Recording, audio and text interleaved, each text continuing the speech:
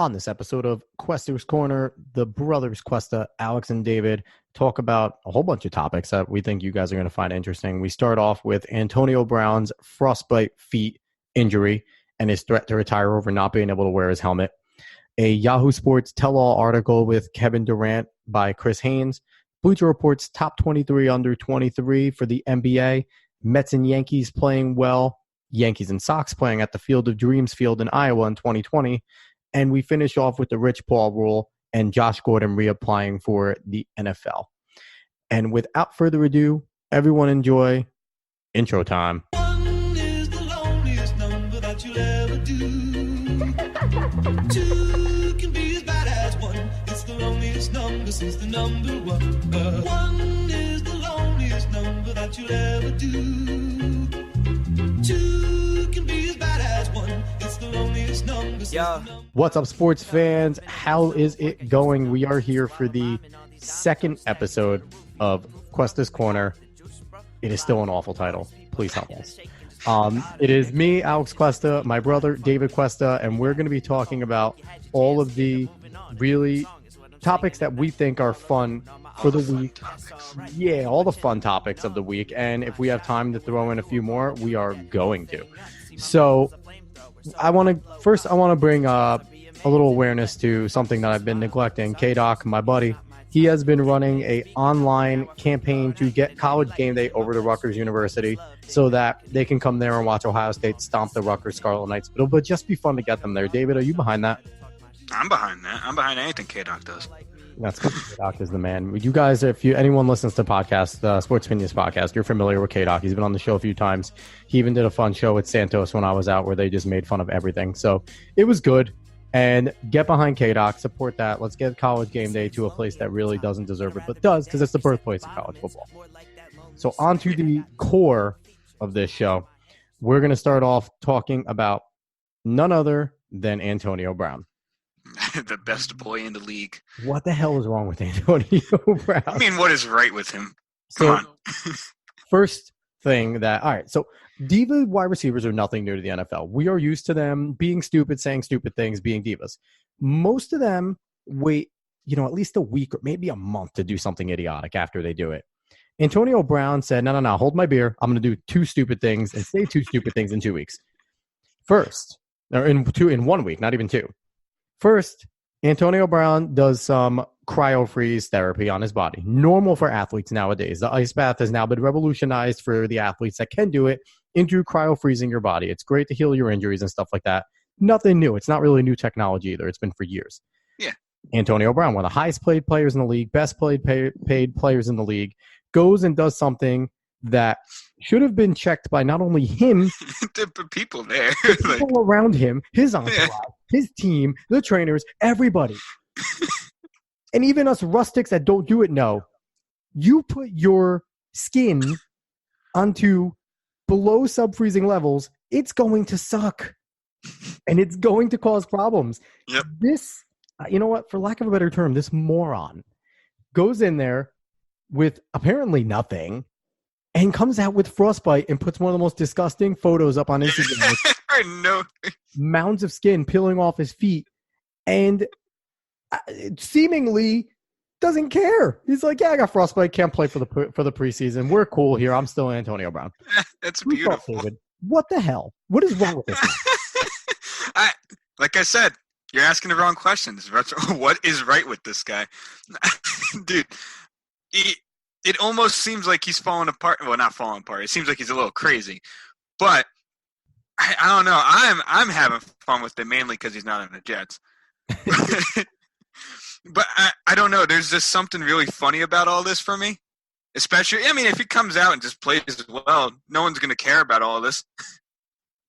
No one's going to care, but he's just stupid. Like, that's just a stupid thing. Oh, yeah. No doubt. Another thing that he decided to do, and the happiest guy in the country right now is Odell Beckham Jr. because he's like, I could be a moron in Cleveland. No one's going to care. And Antonio Brown is taking the cake for the year so far. Exactly. But, the next thing he did, that was beginning of the week. End of the week, it comes out that I guess the league always mandates new safety stuff, newer helmets, things like that. Updates happen. And apparently he did not like any of the helmets that the NFL gave him and is demanding that he use his old helmet, which I think the NFL is now outlawed. He's allowed to use the old helmet, or he's going to retire. The Raiders just paid this guy a buttload of money. Buttload. And he's going to up and retire over a helmet. He says it hurts his ability to see side to side. Now, let's ask DeAndre Hopkins, Odell Beckham Jr., Michael Thomas, all these other amazing receivers. Is that really going to affect them that bad? Like, come on, David. All right. I don't think it'll affect his play very much so. I'm not going to lie to you. I maybe a tad amount, but he's still going to be Antonio Brown. Now, I'm going to present to you something that John presented to me. John is a friend of mine. John is a friend of ours. You talked about John, yeah. Yes. And this is a little logical. I don't know if this is exactly from him or if he got it from Reddit or whatever. But the theory is that AB's feet injury might be a little worse than he's making it out to be. And there's a possibility that he might not be able to play. So that's why he's using the helmet thing. So he's not just retiring off of his own injury. He's retiring off of a helmet. Something stupid, but he'd be able to get his money because he didn't injure himself. Well, he is crazy, obviously, by his appearance with his sideshow bob hair and his golden brown mustache that he has going on.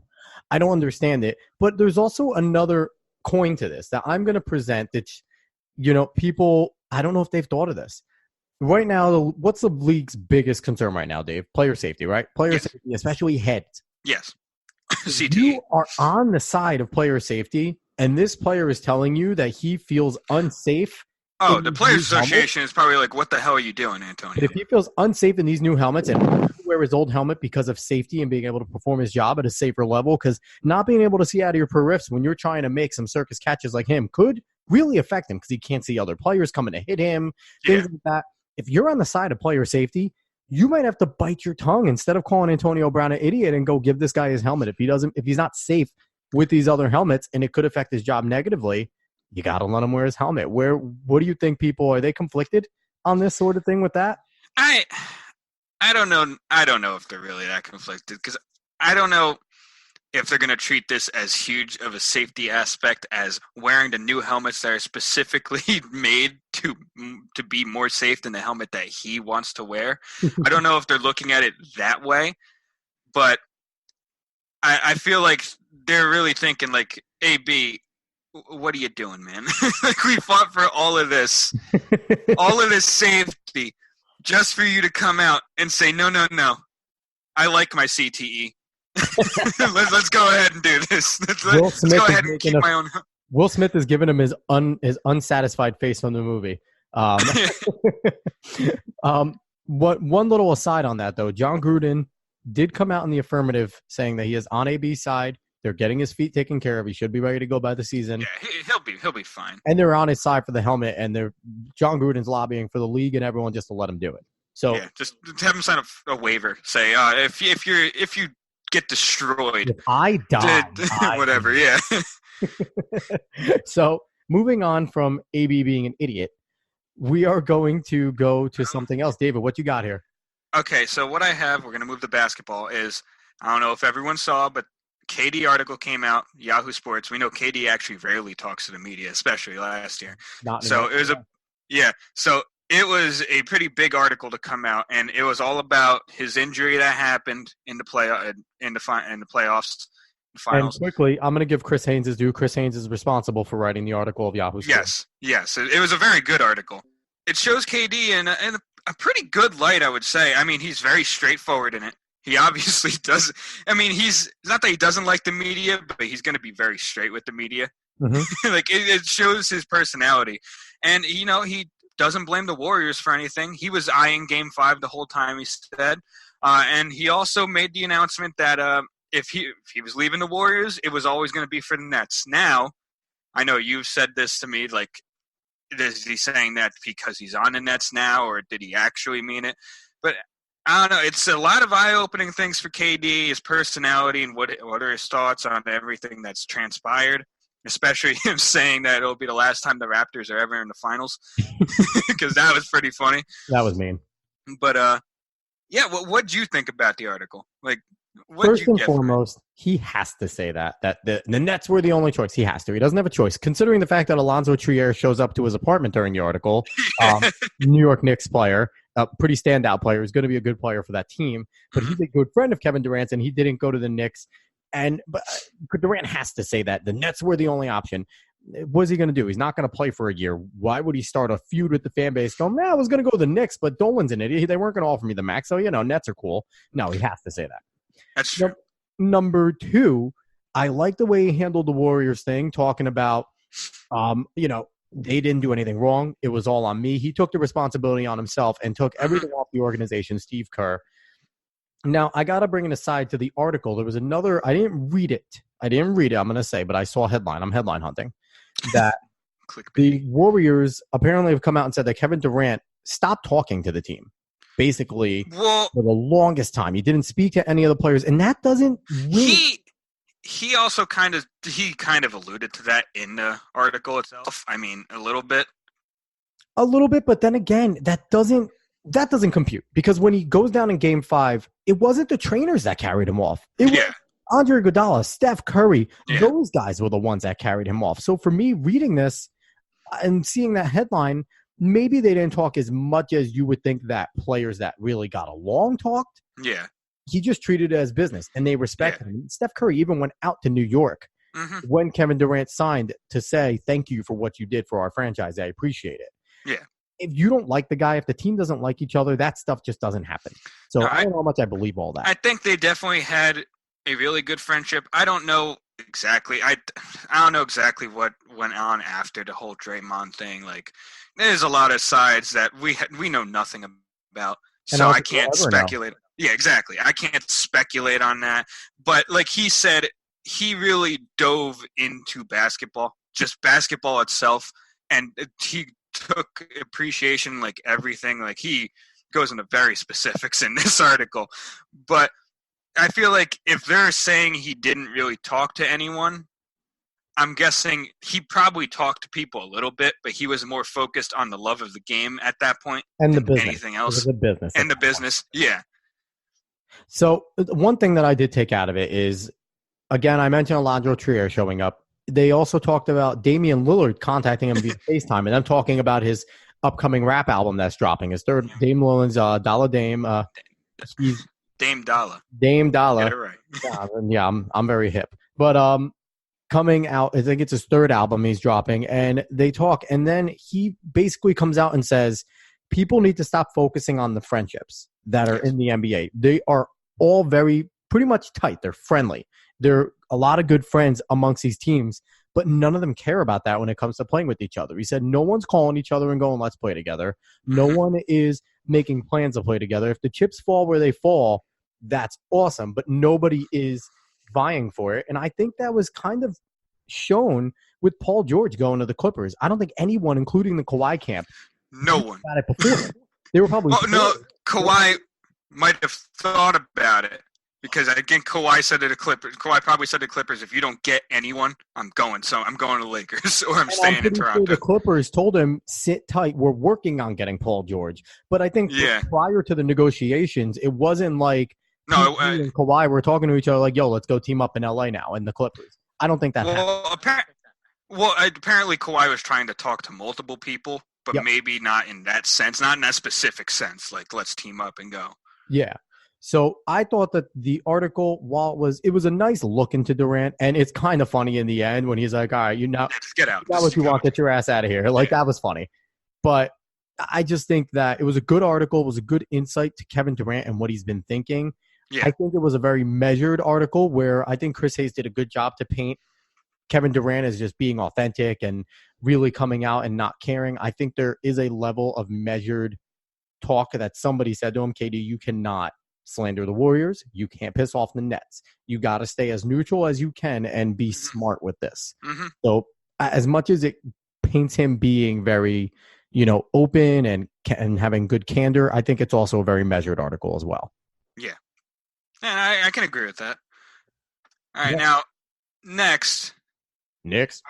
I'm sure people have seen this as well. A Bleacher Report came out with their top 10 players under 23 in the NBA. Now, you found a top 23. I did. Do you want to talk about the first 10, and then I'll lay out the next? Yeah, we'll talk about the first 10 first because everyone likes top 10 lists. That's just how we do it. We do. So, 1, Luka. 2, Zion. How? 3, we'll go over it after the 10. 3, little comments. 3, De'Aaron Fox. 4, Jason Tatum. 5, Devin Booker. 8. 6, Jamal Murray. 7, Trae Young. 8, Jaren Jackson Jr. 9, Brandon Ingram. And 10, Shai Gilgeous-Alexander. Now, go ahead. But you go first. What are your thoughts? Where do you want people put? What do you think they got wrong here?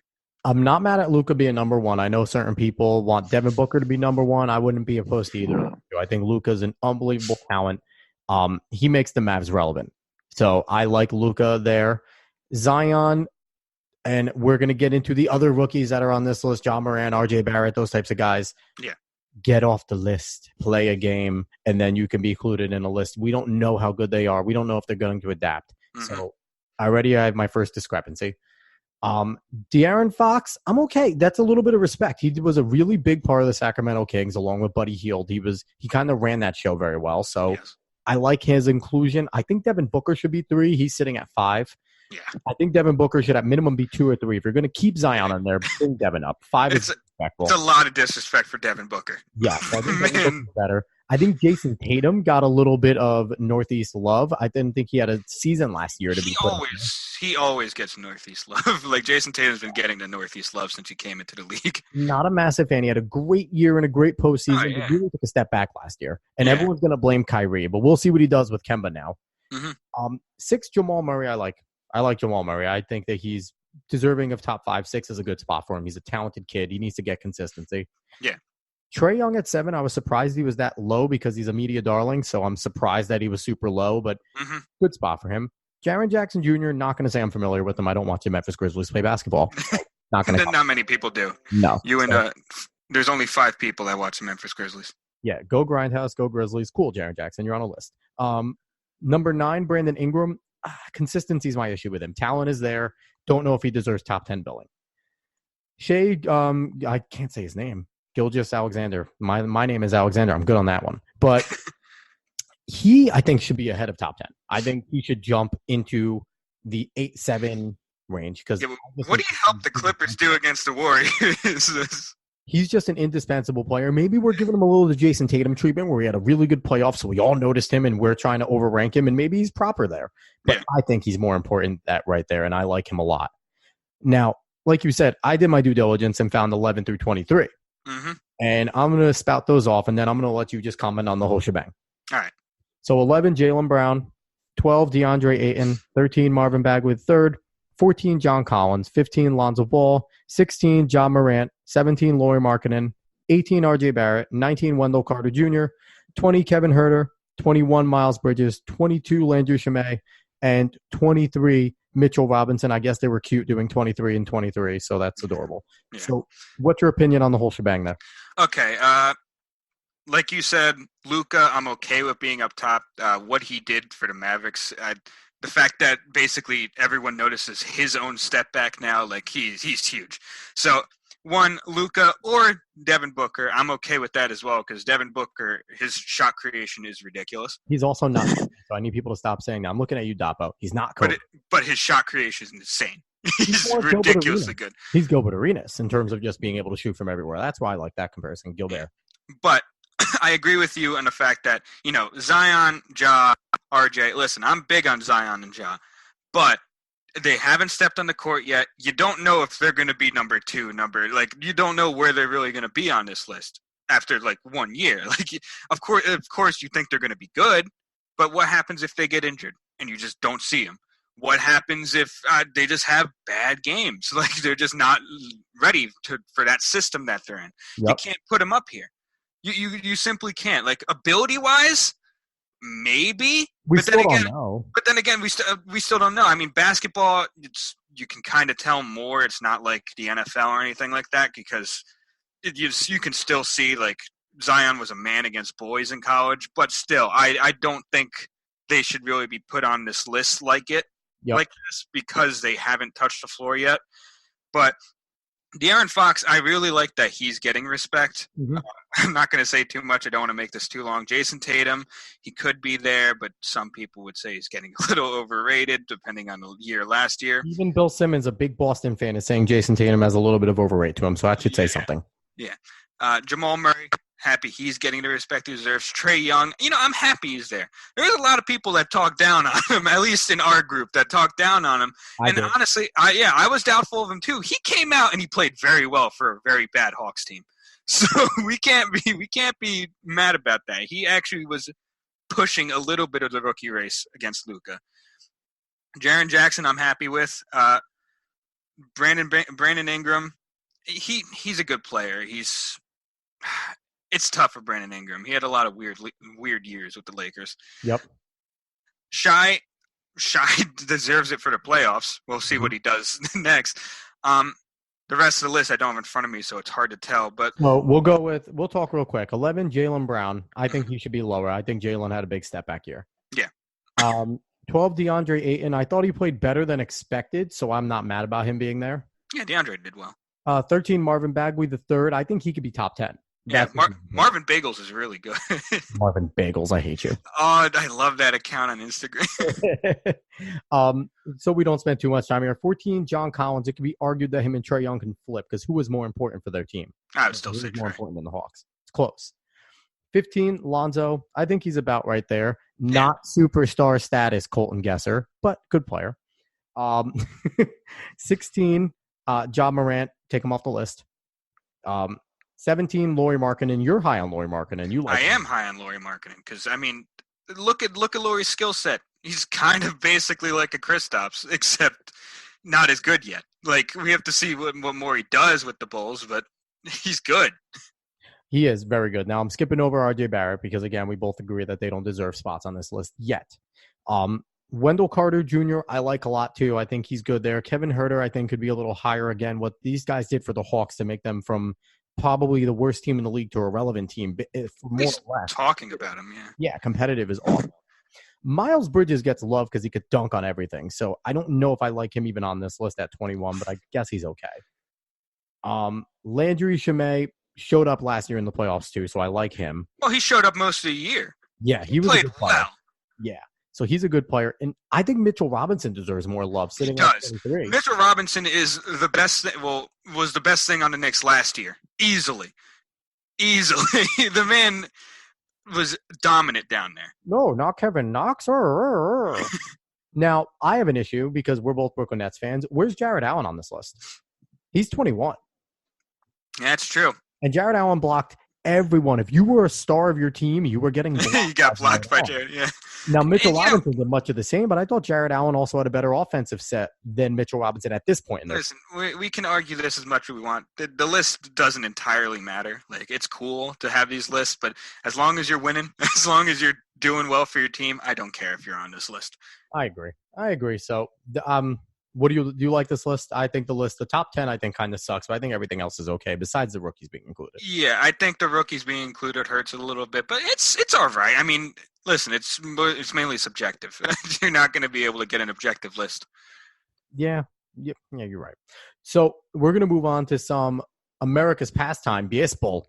And since we're both New Jersey, New York, we're New York guys, we're going to stick to the Northeast a little here. Yep. The Mets, and the Yankees are both rolling. But you know what? The Yankees we're going to talk about in a little bit in the next segment too. Yeah. Talk about the Mets. They are 5 games over 500 when a third through the year, Mets fans on the fan were quite literally calling for Brody to hang from Citi Field and Callaway to be tar and feathered. And now they're amazing. And I've said for a little while, Brody had a plan. Yeah, you not blame him for the bullpen. He put together a good bullpen, and he put together a lineup that can mash. And look at what they're doing now. You did say that. I'll definitely give you that. Listening to the podcast, I've heard you say that. This is a surprise for basically everyone and happiness for a lot of Mets fans. I've been seeing a lot of LFGM on my Twitter timeline. And, I'm not mad about it. It's pretty fun when any team goes on a roll. Yeah, and they have 3, not 1, not 2, but 3 guys who have now stepped up and been young guys that they can build around. Yep. They have Pete Alonso. They have Jeff McNeil. Mm-hmm. And now they have J.D. Davis to go with Michael Conforto, who's not very old. Yep. That now is they have 4 legitimate hitters they can build around. Before, it was all about... Before it was the... What'd you call it? I don't know. What did you call it? It was like an old person team. Who called it? It was the geriatric jungle over there. Thank you. It was something like that. But before it was all about the starting pitchers in the Mets. It was your Harvey, it was your Syndergaard, your DeGrom, your Matt, your Wheeler. And while obviously Harvey's gone away, but it's still about the pitching. They brought in Marcus Stroman, who everyone's like, oh, what are they doing? And lo and behold, the guy dealt the other day. Sure and did. it looked good. And now you go along with these guys that are hitting. Robbie Cano getting hurt doesn't hurt them because Todd Frazier found the fountain of youth for this team. And Sure. home runs off his knees. Like, I don't understand what he's doing. Listen, it's hard to understand everything that's happening with the Mets right now. All you can say is that no matter who you're a fan of, but I mean, if you're a fan of the Nats, if you're a fan of, you're getting a little worried, but it's still fun to watch. Like, it's something that a lot of people are having fun seeing happen to what you thought was just a devastation of a team. You know, and I'm excited for the Mets, and I am. And I know Mets fans can't be happy with Yankees fans because they're just angry about everything, but I'm excited for them. But one thing I have to say to Mets fans, control your damn emotions. When you guys are bad, you are literally the snuffleupaguses of everything. Eeyores. You're just depressed. And you guys could be like 59 and 58, and it's like, we're the worst team in the league. Sell everyone. Get rid of Edwin Diaz. You absolute morons. Absolute morons. Get rid of him. What? Get rid of the best closer over the last 2 years? Yeah, he's struggling, but the guy's like 2. He's 2 years old, basically, and just pisses me off. Mets fans are ridiculous. And now that they're hitting the ball, it's, World Series. I saw a thing from Bleacher Report. I think they put out like the World Series odds from all the big things. It was all like plus 2,500. And it's like, can we dream? Yeah, you can dream, but just be happy that you have a future. Yeah. Stop being stupid and going crazy. And either way, I can't stand the emotional roller coaster as a Mets fan. It's dumb. At least they're passionate. You can always say that. They're passionate. And they're also sheeple. Let's listen and do and like cry about everything, or just cry in happy tears or cry in sad tears. They can't just ever sit there and pout a little or smile. It has to be one or the other. Craziness. Stupid Mets. But congrats for being decent and having hope and being 5 games over 500. We're going to talk about the Yankees, who are 76 and 41 right now. And even though they just lost 2 games against the Jays, which they shouldn't lose, but they are still trending in the right direction. And this is with their kids. Yeah, exactly. The Yankees have found a way to have a good season with a lot of people out. It's ridiculous just how good they are playing with a bunch of guys that I pay attention to this team and I don't know half of them. Yeah. And I knew of Gio Urshela coming up because a lot of people, he was a big prospect. Mm-hmm. But you have guys, DJ LeMay, who was a pick, MVP. Insane. Yeah, and Aaron Judge isn't playing. Giancarlo Stanton for long periods of time. These 2 guys haven't played. Gleyber Torres has been in and out. Yep. Didi's been in and out. But you have guys like Mike Tauchman, who is now playing like a star. Cameron Maybin, who is a garbage can pickup, is now playing well. They pick up Edwin Encarnacion, who's just crushing the ball. Yep. Luke Voigt's hurt, but let's just step up and have more guys play. Like, it is unbelievable what they're doing. It's a great step-up mentality that worked out for the Yankees. That's what it was. And we can forget about guys like Greg Bird and Jacoby Ellsbury. Like, who's more depressed right now? Jacoby Ellsbury's making money, but is Greg Bird on, like, suicide watch right now? Like, probably. Don't need you. He's just gone. And people forget Dellin Betances is going to come back for the bullpen. Yep. Like, it's been just fun to watch right now, just how well that they've been playing without their lead guys. Yeah. Now, I have a quick question. Is it going to fall apart when all the strikeouts come back? That is actually the toughest question. Hopefully not. Yeah. Hopefully not. I don't think we can lose this momentum like that that we're building from our little daycare center, but it's stranger things have happened. Didn't the Mets like the Braves or Phillies like close like a 30-game gap in like 3 months? That's true. It's possible. Yeah, like I said, stranger things have happened, so we have to see. We do, but positive news about the Yankees in general. It was announced that in 2020, there is going to be a game in Iowa on the Field of Dreams field. If everyone's familiar with that movie, If Kevin you Costner, build it, they will come. will come. And it's going to be Yankees, White Sox, the two teams that dueled in that movie. And it's going to be, I looked at a design. They have like a CGI design of what the stadium that they're going to build is going to look like. Right field is basically going to be a short fence, and all you're going to see is cornfields.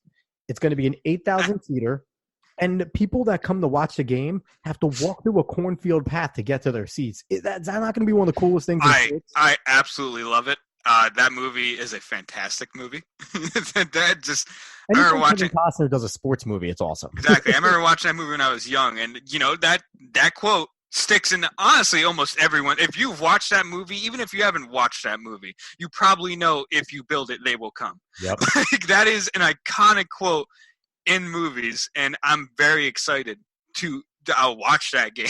Like, I want to watch it. Like, I actually want to go there and watch it there.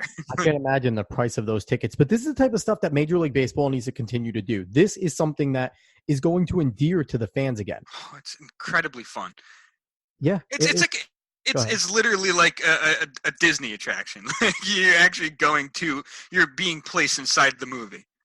Yeah, it's lots of fun, and it's something where a sport that is struggling to connect will now sit there and connect with a wide group of people. And those 8,000 seats are going to be a high price. Like, oh, hell yeah. If you want to go, we're going to have to win something, and then we're probably still going to have to get by a bunch of hoops so we don't get robbed on the way. Exactly. Like, it would be a lot to ask for, but it is really cool, and it's something that we could look forward to. Now, quickly, we're going to get to our last two topics because you know what? I want to get to these two topics. I think they're cool. David, what is this new stupid rule that the NCAA has passed? Okay. Well, they're calling it the Rich Paul rule, mainly because they're saying that you're going to need the bachelor degree in order to do anything. Yep. And Rich Paul, as many people probably know, does not have it. So a lot of people are coming out against it, mainly because Rich Paul is a huge agent. He's done very well for himself. And they're like, NCAA, what the hell are you doing? Why are you trying to go against this man? Like, he's done fantastically for himself, and now you're basically trying to say, like, oh, he shouldn't have been able to do that.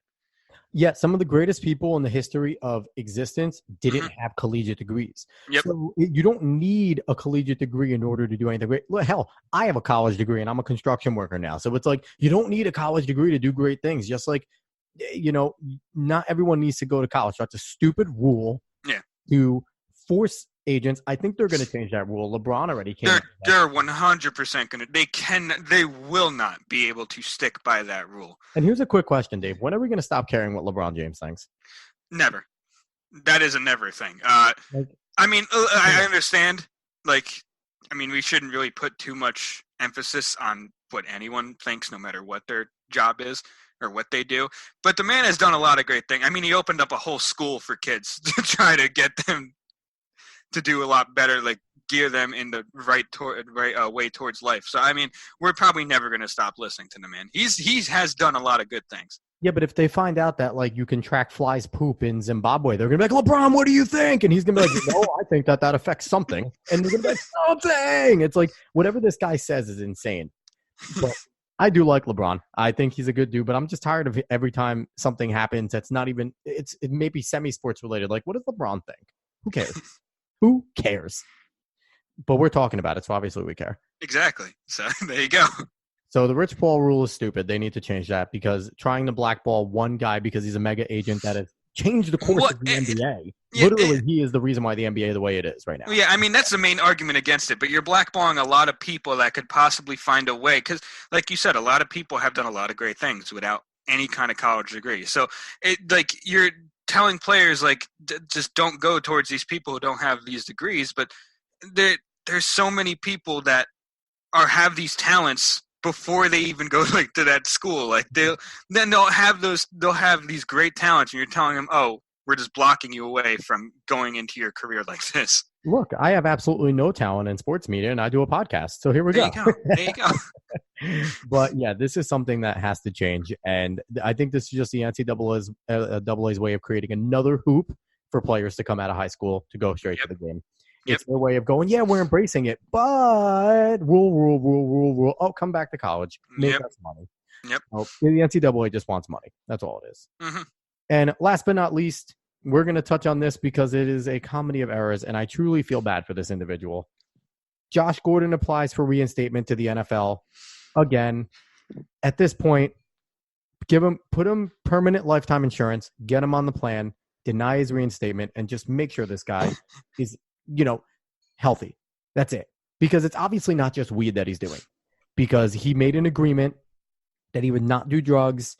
He was with the Patriots. He's with the right team in order to make a comeback, and he screwed it up again. There was something wrong with Josh Gordon that is beyond sports, and I just think the man needs help. I mean, that's definitely possible. I feel really bad for him, mainly because I was pulling for him, like, real big. Like, when he was first, like, coming out, like, I was like, Josh Gordon's going to be really good. And he was for a bit. Yep. Until he was gone. Like, he just can't seem to get it all together. And like you said, he was on the Patriots. The Patriots, the most suit and tie team in the league, the one that will get you to the point where you're just a business guy, like you're just working for the team. Yeah. And he couldn't get it together there. Look at the reclamation projects. Corey Dillon, Randy Moss, it goes down the line that they had, and they just are able to do it. And Josh Gordon my want to be entertained to see his unbelievable talent play again is less than my want for him to just be able to live his life happily and healthy and not eventually kill himself over stuff like this. Yeah, I'm very happy that he got the ring. They gave him the ring. Thank God. He was a part of it in the beginning. But that shows that they definitely liked the man. Like, they respected him. They liked him. Like he deserved it. But, like, for some reason, he's just unable to stay away from whatever is getting him consistently suspended, whether it's weed, whether it's other drugs, it doesn't matter. Whatever is getting him consistently taken out of the league. Yep, it's sad. But on a positive note, Sam Darnold looked good, so we can talk about that with the Jets. We can end this with a positive. Sam Darnold looked good, and Giants fans can overreact to Daniel Jones and pretend like they didn't hate him.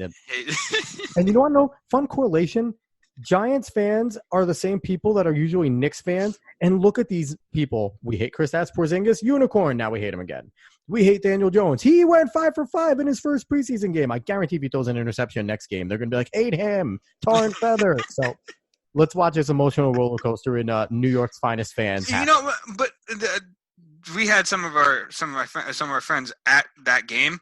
They said when he came out, they were cheering him. They weren't booing him. Like, there are Giants fans that are – that's true. But there are Giants fans that are definitely happy to have him. Can we also acknowledge that they ran a vanilla man in cover 2? And they didn't really blitz him. Oh, yeah. And they didn't care. Like, Daniel Jones completed a 7-on-7. Good for you. Hey, the ball placement was still good and everything. There's obviously no need to overreact at all. But, it was better than what people thought he was going to be when he got drafted, because, oh, boy, they hated him. All right, actually, one last thing. I'm going to end it on a sad note, because why not? Chandler Catanzaro retired. I feel so bad for the guy. He went 1 for 3 in extra points for the Jets on their exhibition. He missed badly. But don't retire at your lowest level. Try and get another probably realized that he couldn't do it anymore. That was it. Chandler Catanzaro, I'm sorry you retired the way you are. I hope that you are at peace with your retirement. Yeah, he probably is. Now we have Taylor Bertolette, who I'm pretty sure missed a game winner in an AAF game, so we'll have fun with that. Oh, my God. We're going to have some Jets when we go, like, 5 and whatever, and it's all by, like, 2 points or less because we just can't close out the game with a field goal. That's how it's going to be in Jets world. There's, like, 5 missed field goals. But, all right, that will close out the Cuestas Corner, the worst title in sports podcast ever. Please send help with that. But I am Alex Cuesta. Find me on Twitter and Instagram @_Cuesta30. David, who are you? Where can we find you? Well, I'm Alex Cuesta as well. I'm David Cuesta. You can find me on Twitter, I believe, at Cuesta Cola. It might be Cuesta. I don't know. It's DQuesta308 now. Dude. Is it DQuesta308? I don't keep track of these things. I barely post, and that's why I never really want to mention these things. David is at DQuesta308. Thank you. Thank you very much for knowing my Twitter. Yeah, you could see me there. I might be getting more active. I don't know. We'll see. But yeah, you can hear me here. So All right. Sports Opinions on Twitter at Sports Opinion 30, Instagram Sports Opinions 30. Follow us on Facebook. Go and listen to the last podcast with the 6-time Ironman world champion Mark Allen, amongst one of his many accomplishments, 21 straight wins in endurance sports. It's unbelievable. The guy was a great listen. Go listen to that. And he's a surfer guy. And he's a surfer. So any of you surfing fans out there, you get a little surfing on a podcast. So enjoy that. And you can find this show and all of the other shows that I've recorded on anywhere you can find a podcast. I'm not going to list it. So with that note, everybody, Cuestas Corner Sports Opinions Podcast. David, thank you as always. Have a good one, everybody.